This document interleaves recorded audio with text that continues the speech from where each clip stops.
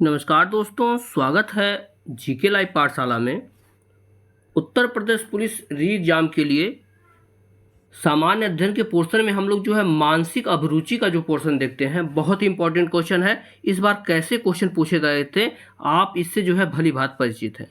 बहुत ही अच्छे लेवल के क्वेश्चन बने थे, तो उसी के हिसाब से हम लोग आपके लिए लेकर आए हैं आज का पहला लेक्चर, जो कि मानसिक अभिरुचि से सारे क्वेश्चन लिए जाएंगे। आप लोग कमेंट के माध्यम से बताइए इसमें आपके कितने क्वेश्चन सही हो रहे हैं। चलिए देर न करते हुए शुरुआत करते हैं पहले क्वेश्चन से। दिया गया है, आप एक पुलिसकर्मी हैं, इसलिए आपका कर्तव्य किसकी रक्षा करना होगा। जवाब हो जाएगा आपका ऑप्शन नंबर यहाँ से आपका ए सही हो जाएगा। सभी समुदायों की रक्षा करना होता है, किसी विशेष समुदाय के लिए पुलिस नहीं होती है, सबके लिए जो है पुलिस एक ही होती है। ऑप्शन नंबर यहाँ से आपका ए सही हो जाएगा। अगला क्वेश्चन देखेंगे, थोड़ा ध्यान से इस क्वेश्चन को पढ़िए, बहुत ही अच्छे लेवल का क्वेश्चन है ये। दिया गया है, एक अपराधी का पीछा कर रहे हैं और उसे भाग जाने से रोकने के लिए आपको अपनी बंदूक का उपयोग करना है। आपको निम्नलिखित में से कौन सी कार्रवाई करनी चाहिए। तो आप सीधे किसी को गोली तो नहीं मार सकते, तो इसके लिए क्या करना चाहिए, उसके लिए जो है अपराधी को केवल उसके पैर पर गोली मारना चाहिए, ताकि आप उसे भागने से रोक सके। ठीक है ना, सीधे उसे जो है गोली नहीं मार सकता, तो उसके जो है पैर पर गोली मारा जाना चाहिए, ताकि आप उसे भागने से रोक सके। ऑप्शन यहाँ से ए आपका सही हो जाएगा। बढ़ते हैं नेक्स्ट क्वेश्चन की तरफ। 3 नंबर का क्वेश्चन देखेंगे। दिया गया है यहाँ पर क्वेश्चन में, यदि आपके पड़ोस में एक चोरी हो गई है तो आपकी तत्काल कार्रवाई क्या होना चाहिए। तो चोरी अगर आपके जो है मोहल्ले में या कहीं हो गई है, तो सबसे पहले आपको जो है क्या करना चाहिए, सबसे पहले पुलिस हेल्पलाइन नंबर पर जो है कॉल करना चाहिए और उसे जो है सारी जानकारी देना चाहिए। ऑप्शन नंबर यहाँ से आपका बी सही हो जाएगा। ठीक है ना, देखिए पुलिस, देखिए ऑप्शन कैसे देगा, पुलिस मुख्यालय पे कॉल करना चाहिए। ये बिल्कुल गलत है, क्योंकि पहले सीधे सीधे पुलिस मुख्यालय पे नहीं जा सकते। पुलिस हेल्पलाइन नंबर जो है दिया गया उस पर आपको पहले कॉल करना चाहिए। ऑप्शन नंबर यहाँ से आपका सही हो जाता है बी। चौथा क्वेश्चन देखेंगे। दिया गया है यहाँ पर, ध्यान से क्वेश्चन को पढ़ेंगे। आप अपराध विभाग के प्रमुख हैं, हालांकि आपके नियंत्रण में आने वाला इलाका लगभग अपराध मुक्त है। ध्यान रखिएगा, आपके इलाके में अपराध नहीं हो रहा है, फिर भी उसकी बात हो रही है।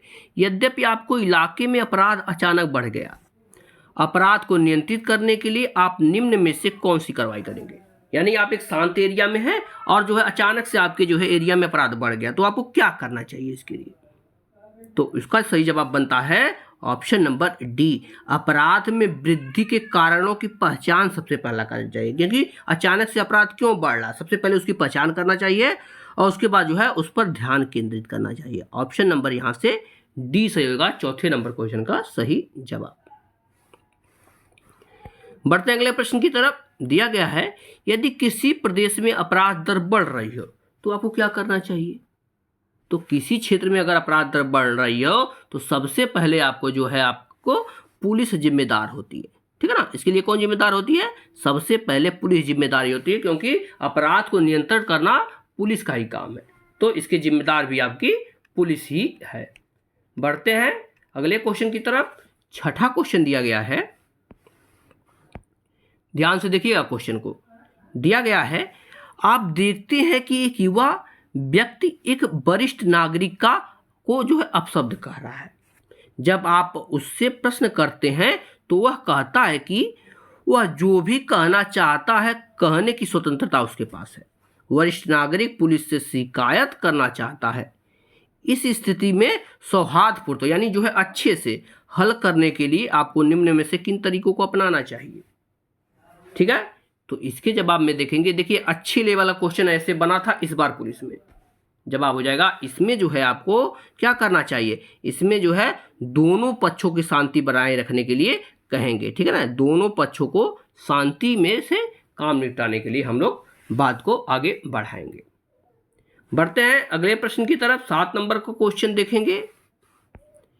क्वेश्चन दिया गया है, कल्पना कीजिए कि आप कार्यालय जा रहे हैं और आप देखते हैं कि एक मोटरसाइकिल की एक कार के साथ दुर्घटना हो गई है, यानी दोनों में भिड़ंत हो गई है। मोटरसाइकिल चालक गंभीर रूप से घायल हो गया है, आपकी पहली प्रतिक्रिया जो है क्या होनी चाहिए? इसमें एक जो है गंभीर रूप से घायल है, तो सबसे पहले आपको इसमें क्या करना चाहिए? यही जवाब हो जाता है आपका ऑप्शन डी। पहला कर्तव्य आपका बनता है कि एम्बुलेंस बुलाना चाहिए। सबसे पहले आप एम्बुलेंस बुलाएंगे, उसके बाद ही कोई कार्रवाई करेंगे, ठीक है ना। ऑप्शन नंबर यहाँ से डी आपका सही हो जाता है। और ये भी जानिए, यह आम नागरिक का भी यही कर्तव्य होता है, सबसे पहले एम्बुलेंस बनाइए। देखिए, मानसिक अभिरुचि की जो भी क्वेश्चन बनते हैं किस लिए दिए जाते हैं, सारा का सारा आपसे रिलेट किया जाता है कि आप एक पुलिस अधिकारी हैं या पुलिस में हैं तो आपको क्या करना चाहिए। तो अपने आप को जो है एक पुलिस के रूप में रखकर ही क्वेश्चन को जो है आप लोग सॉल्व करें, ठीक है। क्वेश्चन का जवाब जो है अपने आप को एक पुलिस के रूप में रखकर ही आपको देना है। बढ़ते हैं अगले प्रश्न की तरफ। 8 नंबर का क्वेश्चन दिया गया है, आपके अनुसार जनता को समाज नियमों और अधिनियमों का पालन करना चाहिए, तो कैसे करना चाहिए? जवाब हो जाता है आपका ऑप्शन नंबर सी, भले ही यह उनके हितों के खिलाफ हो, ठीक है ना। आपका हित उसमें नहीं है, लेकिन फिर भी आपको जो है जो भी नियम बने हैं कानून के, उसका जो है पालन करना चाहिए। ऑप्शन नंबर आपका सी सही हो जाएगा। अगले प्रश्न को हम लोग ध्यान से देखेंगे। देखिएगा, बहुत अच्छे लेवल का क्वेश्चन है।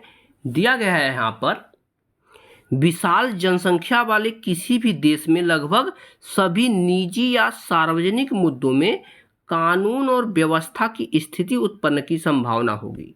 निम्नलिखित में से कौन सी स्थिति कानून और व्यवस्था की स्थिति में बदल नहीं सकती, ठीक है ना। तो इसका जवाब हो जाता है आपका ऑप्शन नंबर यहाँ से डी सही हो जाएगा। 9वें क्वेश्चन का सही जवाब क्या हो जाएगा?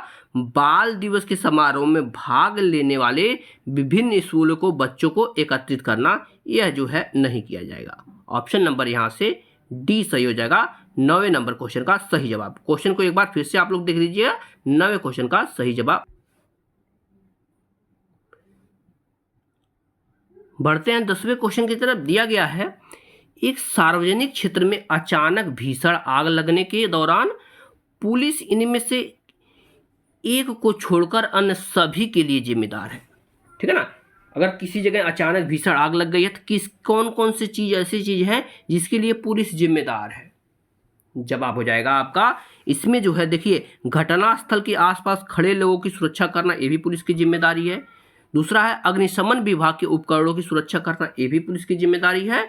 गैर आपातकालीन ट्रैफिक को पुनः व्यवस्थित करना, ये भी पुलिस की जिम्मेदारी है। देखिए, इसमें पूछा गया है कौन सा है जो नहीं है। चौथा है फोटो क्लिक करने में फोटोग्राफर्स की मदद करना, यह जो है पुलिस की जिम्मेदारी नहीं होती है। तो यहाँ से आपका ऑप्शन नंबर डी सही हो जाएगा। 10वें नंबर क्वेश्चन का सही जवाब, ठीक है। अब आते हैं 11 नंबर प्रश्न की तरफ। दिया गया है क्वेश्चन आपका, निम्नलिखित में से वह कौन सी स्थिति है जिनमें एक पक्ष को किसी तीसरे पक्ष के गैर कानूनी कार्यों के लिए आंशिक रूप से या पूर्ण रूप से जिम्मेदार ठहराया जाता है? यह भी अच्छे लेवल का क्वेश्चन है।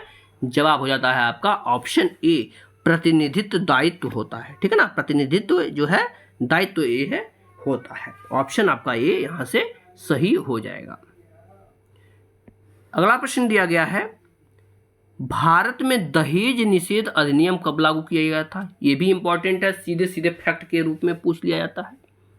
जवाब हो जाता है ऑप्शन सी, भारत में जो है दहेज अधिनियम बना था, दहेज निषेध अधिनियम की बात हो रही है। ऑप्शन नंबर सी सही हो जाएगा, 1961 में बना था। ऑप्शन यहाँ से आपका सी सही हो जाएगा। 12वें नंबर क्वेश्चन का सही जवाब। बढ़ेंगे 13 नंबर प्रश्न की तरफ। दिया गया है, दहेज प्रतिषेध यानी दूल्हा और दुल्हन के उपकरणों की सूची के अनुरक्षण नियम किस वर्ष में बनाए गए थे? इसका जवाब हो जाता है आपका ऑप्शन नंबर यहाँ से सी सही हो जाएगा। यह बना था 1985 में, ठीक है ना। 1985 में यह नियम बना था। इसमें क्या किया जाता है, इसमें जो है दूल्हा दुल्हन के उपहार जो एक दूसरे को दिए जाते हैं उसकी सूची तैयार की जाती है और पता किया जाता है कि यह जो है दहेज अधिनियम के अंतर्गत आ रहे हैं कि नहीं आ रहे हैं। इस बात को यहाँ पर देखा जाता है, ठीक है। अब बढ़ेंगे हम लोग नेक्स्ट क्वेश्चन की तरफ। क्वेश्चन दिया गया है, निम्नलिखित में से किस अधिनियम में तलाक के लिए प्रावधान दिया गया है? तो तलाक की अगर हम बात करते हैं तो यहां पर दिया गया है आपका हिंदू विवाह अधिनियम 1955 में। सीधे सीधे अधिनियम पूछा जाता है, ठीक है ना। हिंदू विवाह अधिनियम 1955 में तलाक के नियम दिए गए हैं। एक चीज़ और ध्यान में रखिएगा, जो भी अधिनियम यहाँ पर दिया गया इस चीज़ को ध्यान में रखिएगा, क्योंकि अधिनियम आपके पेपर में पूछा जाता है। तो जो है दहेज प्रतिबंध अधिनियम 1961 में बना था, बाल विवाह निषेध अधिनियम 2009 में बना था, और सती रोकथाम अधिनियम 1987 में बना था। तीनों के तीनों इंपॉर्टेंट हैं, इस चीज़ को भी आप लोग ध्यान में रखकर ही चलेंगे तो आपके लिए ही बेटर होगा। बढ़ते हैं अगले प्रश्न की तरफ। 15 नंबर के प्रश्न को देखेंगे। दिया गया है यहाँ पर RMSA, ध्यान रखिएगा, RMSA कार्यक्रम कब शुरू किया गया था? जवाब हो जाएगा आपका ऑप्शन नंबर यहाँ से सी से होगा। 2009 में शुरू किया गया था RMSA कार्यक्रम की शुरुआत। और इसके पूर्ण रूप की बात करें या फुल फॉर्म की बात करें तो हो जाएगा आपका राष्ट्रीय माध्यमिक शिक्षा अधिनियम, ठीक है ना। राष्ट्रीय माध्यमिक शिक्षा अधिनियम आपका बना था 2009 में। इंपॉर्टेंट क्वेश्चन है, आप लोग इसे भी ध्यान में रखेंगे। अगला प्रश्न देखेंगे, इसमें दिया गया है आपका ICRMV का पूर्ण रूप क्या है? फुल फॉर्म पूछा गया किसका? ICRMW। ये भी क्वेश्चन कई बार पूछा गया है आपके पेपर में। इसका जवाब हो जाता है आपका option number D, international convention on the protection of the right of all migrant workers and members of their families. ध्यान में रखिएगा, यही जो है आपका सही जवाब हो जाएगा 16 नंबर क्वेश्चन का। अब बढ़ते हैं 17 नंबर क्वेश्चन को देखेंगे। क्वेश्चन है आपका, गांधी जी गिरफ्तारी के बाद निम्नलिखित में से किसने नमक सत्याग्रह का नेतृत्व किया था? यानी जो है नमक सत्याग्रह जब चल रहा था तो उसमें गांधी जी को गिरफ्तार कर लिया गया था। उसके बाद जो है इसका नेतृत्व किसने किया था? बेसिकली क्वेश्चन ए पूछ रहा है। जवाब हो जाएगा आपका ऑप्शन सी, सरोजिनी नायडू जी ने जो है इसका नेतृत्व उसके बाद से किया था। यहाँ से आपका ऑप्शन सी सही हो जाएगा 17 नंबर क्वेश्चन का सही जवाब। नेक्स्ट क्वेश्चन में दिया गया है, भारत में असंगठित क्षेत्र के उद्यमों के लिए राष्ट्रीय आयोग NCEUS का गठन कब किया गया था? यह जो है इंपॉर्टेंट क्वेश्चन बन जाता है 18 नंबर का। इसका जवाब बन जाता है आपका ऑप्शन नंबर बी बन जाता है। यह जो है 2004 में बना था, ठीक है ना। NCEUE यह कब बना था? 2004 में। अगला प्रश्न दिया गया है, शांति युद्ध की अनुपस्थिति से अधिक है, शांति समझौता है, सामंजस्य है, यह किसके वक्तव्य है? यानी यह किसके द्वारा कहा गया था? जवाब हो जाएगा यह जो है लैनी टेलर के द्वारा कहा गया था। ऑप्शन यहाँ से ए सही हो जाएगा। देखिए वक्तव्य भी बहुत बार पूछे जाते हैं, तो आपका ऑप्शन नंबर यहाँ से सही हो जाएगा आपका ए। बढ़ते हैं 20 नंबर क्वेश्चन की तरफ। क्वेश्चन दिया गया है आपका, चौरी चौरा कांड कब हुआ था? यहीं पर जो है चौरी चौरा हत्याकांड के बारे में पूछ रहा है। जवाब हो जाएगा आपका ऑप्शन नंबर यहाँ से डी सही हो जाएगा। यह हुआ था 1922 में हुआ था। कब हुआ था? 5 फरवरी, ध्यान रखिएगा 4 फरवरी को यह हुआ था 1922 में। 4 फरवरी 1922 को यह हुआ था घटना। और इसके बाद एक इंपॉर्टेंट क्वेश्चन और इसी के साथ बनता है क्या? उसके बाद जो है 12 फरवरी को महात्मा गांधी जी जो है असहयोग आंदोलन रोकने का निर्णय ले लिया था। इसी घटना से जो है दुखी होकर के उन्होंने असहयोग आंदोलन वापस ले लिया था। और यह भी क्वेश्चन कई बार पूछा जाता है कि असहयोग आंदोलन कौन सी घटना के बाद गांधी जी ने वापस ले लिया था। अगला प्रश्न है, मोहम्मद अली जिन्ना ने किस वर्ष में अपने प्रसिद्ध 14 सूत्री कार्यक्रम को प्रकाशित किया था? जवाब हो जाएगा आपका ऑप्शन ए, 1929 में किया था। ऑप्शन यहां से आपका ए सही हो जाएगा। बढ़ेंगे अगले प्रश्न की तरफ। इस क्वेश्चन में दिया गया है, शुद्धि आंदोलन किसने शुरू किया था? ये भी क्वेश्चन इंपॉर्टेंट है, कई बार पूछा भी गया है। जवाब हो जाएगा शुद्धि आंदोलन का जो है शुरुआत आर्य समाज के लोगों ने किया था। ऑप्शन यहाँ से डी सही हो जाएगा, आर्य समाज के जो है लोगों ने किया था। और आर्य समाज की बात करते हैं तो स्वामी दयानंद सरस्वती जी का नाम यहाँ पर पहले आता है। नेक्स्ट क्वेश्चन में दिया गया है 23 नंबर के प्रश्न में, जब कोई व्यक्ति या कंपनी ऋण चुकाने में असमर्थ हो तो उस स्थिति को इंगित करने के लिए निम्नलिखित में से किस शब्द का उपयोग किया जाता है। ठीक है ना, कोई ऋण लिया गया है सरकार के द्वारा या कहीं से कंपनी से और ऋण को वापस नहीं कर पा रहा है तो उसे क्या कहा जाता है। सही जवाब हो जाएगा उसे जो है दिवालियापन कहा जाता है। ऑप्शन यहाँ से आपका सी सही हो जाएगा, क्या कहा जाता है, दिवालियापन। अगला प्रश्न है 24 नंबर का, दिया गया है सामाजिक आर्थिक पहलुओं में बीपीएल का जो है पूर्ण रूप क्या है। जवाब हो जाएगा आपका ऑप्शन नंबर सी यहां से सही हो जाएगा, बिलो पॉवर्टी लाइन होता है। ठीक है ना, बीपीएल क्या होता है, below poverty line. Next question देखेंगे, निम्नलिखित में से कौन सा संगठन भारत में लोक अदालत आयोजित करता है।